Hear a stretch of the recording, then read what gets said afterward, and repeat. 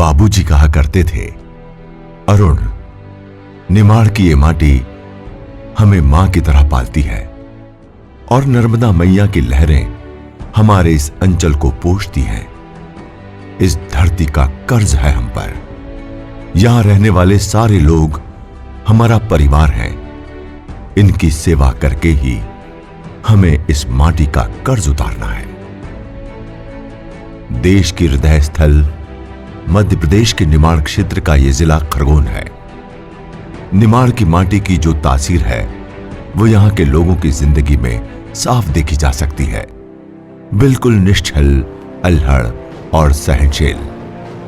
किसानों और मेहनतकशों की इस धरती ने कड़े संघर्ष के दिन देखे हैं, जब यहां का किसान मूलभूत सुविधाओं के लिए तरसता था, जिसका एक ही कारण था, किसानों में एकजुटता की कमी, जिसका फायदा साहूकारों और बिचौलियों ने खूब उठाया और इस क्षेत्र को कभी विकसित न होने दिया।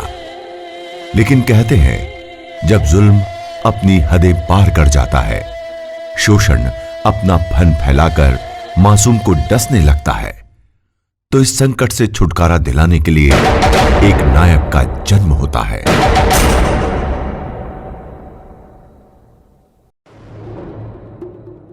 और ठीक वैसा ही निमाड़ की इस धरती पर हुआ, जब एक छोटे से गांव बौरावा से सुभाष यादव नाम के जननायक ने अपने लोगों के लिए व्यवस्था से लोहा लिया और अपने क्षेत्र के विकास के लिए अपना जीवन समर्पित कर दिया।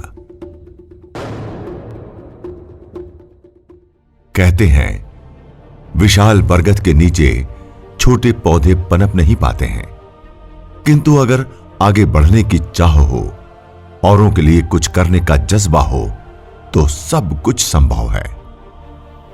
हर बेटे को अपने पिता के नाम से जाना जाता है, लेकिन उस पिता के लिए उसके संपूर्ण जीवन का सबसे गौरवशाली क्षण वो होता है जब उसके सम्मान में उसके अपने बेटे के नाम का भी योगदान हो।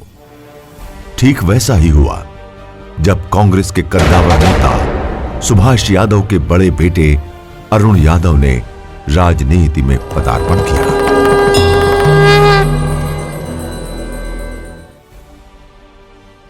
किंतु इसी दौरान किसानों और पिछड़ों के दुलारे नेता श्री सुभाष यादव ने इस संसार को अलविदा कह दिया।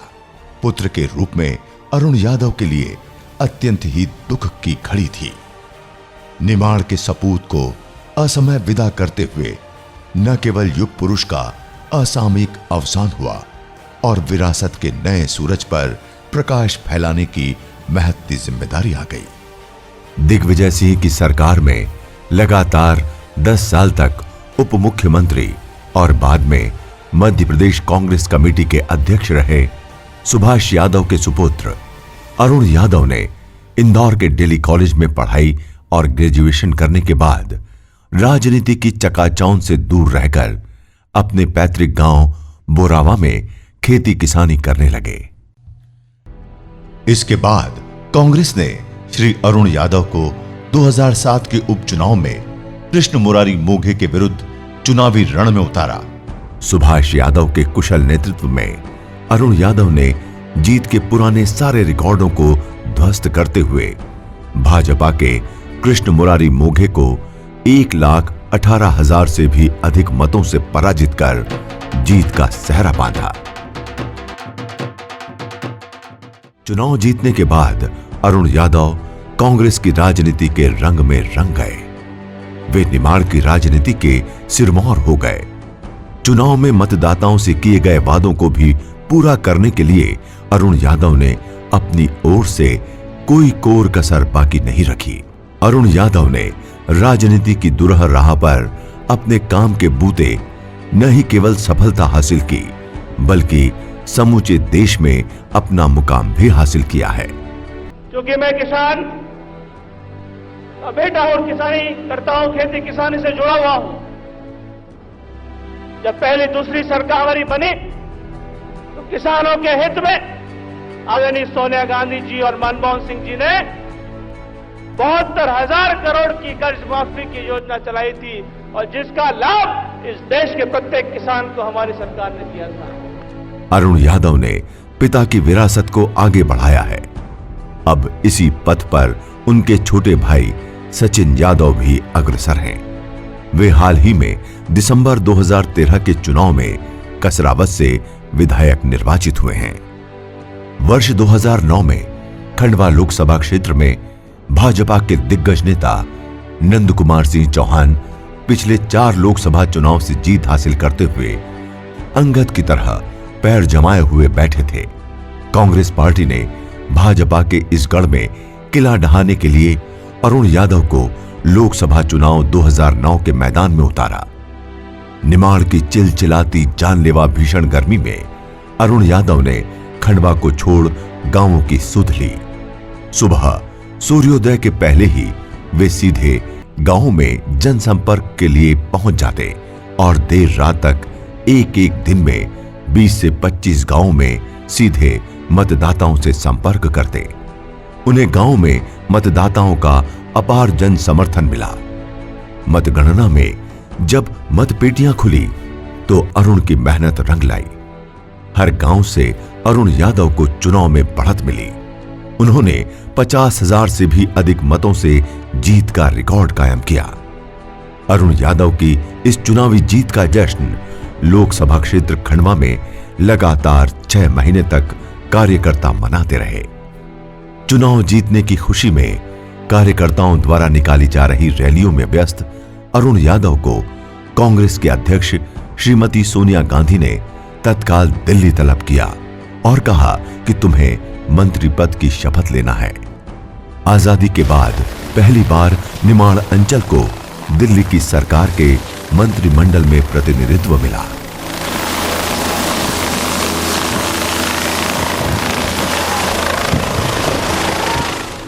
प्रधानमंत्री डॉक्टर मनमोहन सिंह ने अरुण यादव को युवा कार्यक्रम और खेल युवक कल्याण मंत्रालय का जिम्मा दिया। इसके कुछ ही दिनों बाद उन्हें भारी उद्योग और सार्वजनिक उपक्रम विभाग का राज्य मंत्री बनाया गया।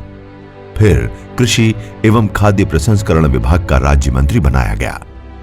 उत्तर प्रदेश के चुनाव को देखते हुए केंद्रीय मंत्रिमंडल के पुनर्गठन में श्री यादव को अखिल भारतीय कांग्रेस कमेटी का सचिव बनाकर राजस्थान का प्रभार भी दिया गया। पिछले वर्ष उन्हें भारत कृषक समाज ने अपना प्रदेश अध्यक्ष नियुक्त किया। विधानसभा चुनाव 2013 को फतह करने के लिए हाईकमान ने श्री यादव को मध्य प्रदेश कांग्रेस चुनाव प्रबंध समिति का अध्यक्ष नियुक्त किया। इसके बाद कांग्रेस अध्यक्ष श्रीमती सोनिया गांधी और उपाध्यक्ष राहुल गांधी ने अरुण यादव को प्रदेश कांग्रेस की बागडोर सौंपी। प्रदेश कांग्रेस के अध्यक्ष बनने वाले पिछड़ा वर्ग के सर्वमान्य नेता अरुण यादव सबसे कम उम्र के अध्यक्ष बने हैं। प्रदेश में कांग्रेस की राजनीति में पिता के बाद पुत्र को कांग्रेस की पहली बार बागडोर सौंपी गई है। मध्य प्रदेश कांग्रेस कमेटी के अध्यक्ष के मात्र 2 माह के संक्षिप्त कार्यकाल में निराशा से भरी कांग्रेस में मशाल जुलूस, व्यापम महाघोटाले के खिलाफ बंद व प्रदेश भर का दौरा करके आशा का संचार किया। अरुण यादव सीधे साधे और सरल व्यक्तित्व के भावुक राजनीतिज्ञ हैं। कहते हैं राजनीति में भावुकता की कोई जगह नहीं है, लेकिन अरुण यादव ने अपने इसी व्यक्तित्व के सहारे अपने लोकसभा क्षेत्र के कांग्रेस कार्यकर्ताओं और मतदाताओं में गहरी पैठ की है। दिखावे की चकाचौंध से दूर अरुण यादव से कोई भी व्यक्ति कहीं पर भी सरलता से मिल लेता है और अपनी व्यथा कथा बताकर तुरंत समस्या का समाधान भी पा लेता है।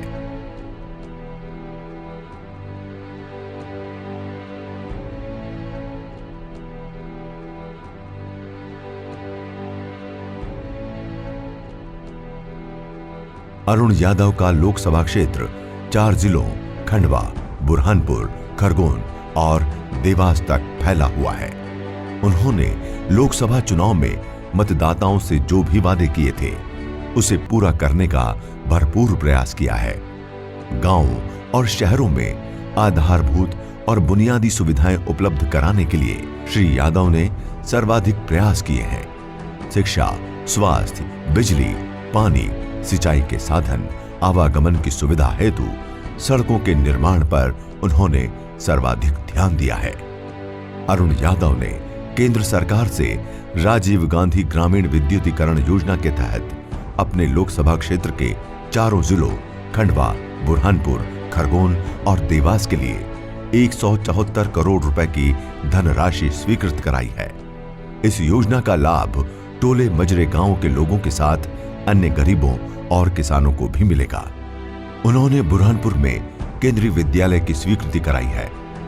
खंडवा में बड़े उद्योगों की स्थापना के लिए 700 एकड़ भूमि पर औद्योगिक क्षेत्र की स्थापना की कार्यवाही भी जारी है। खंडवा, बुरहानपुर में मॉडल रेलवे स्टेशन विकसित कराए जाएंगे। श्री यादव के प्रयासों से ताप्ती मिल बुरहानपुर की क्षमता 19,000 से बढ़ाकर 50,000 स्पिंडल कराई जा रही है।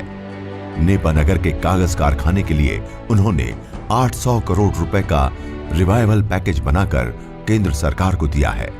आधुनिकीकरण के तहत इस योजना में नेपा के कारखाने के लिए 350 करोड़ रुपए की स्वीकृति केंद्र सरकार ने दी है। श्री यादव ने निमाड़ अंचल में पर्यटन को बढ़ावा देने के लिए 50 करोड़ रुपए की स्वीकृति कराई है। सड़कों और बाईपास के निर्माण के लिए करोड़ों रुपए की धनराशि मंजूर कराई है। बुरहानपुर के पावरलूम उद्योग के विकास के लिए 60 करोड़ रुपए की धनराशि मंजूर कराई है। लोकसभा क्षेत्र में सिंचाई परियोजनाओं के लिए उन्होंने करोड़ों रुपए केंद्र सरकार से मंजूर कराए हैं। खंडवा शहर में नर्मदा जल परियोजना के लिए 116 करोड़ रुपए की धनराशि भी श्री यादव ने केंद्र सरकार से मंजूर कराई है। लोकसभा क्षेत्र के अल्पसंख्यकों के विकास के लिए उन्होंने केंद्र सरकार से 120 करोड़ रुपए का अतिरिक्त पैकेज मंजूर करवाया है। खंडवा से लोकसभा का चुनाव जीतने के बाद अरुण यादव के सामने पिछड़े हुए इस जिले के विकास की एक नहीं अनेक चुनौतियां थी। इसके लिए उन्होंने यहां पर औद्योगिक विकास का ताना बाना बुना। केंद्रीय भारी उद्योग एवं सार्वजनिक उपक्रम राज्य मंत्री रहते हुए श्री यादव ने निमाड़ को बिजली उत्पादन के लिए पावर हब बनाने की रणनीति पर काम करना शुरू किया।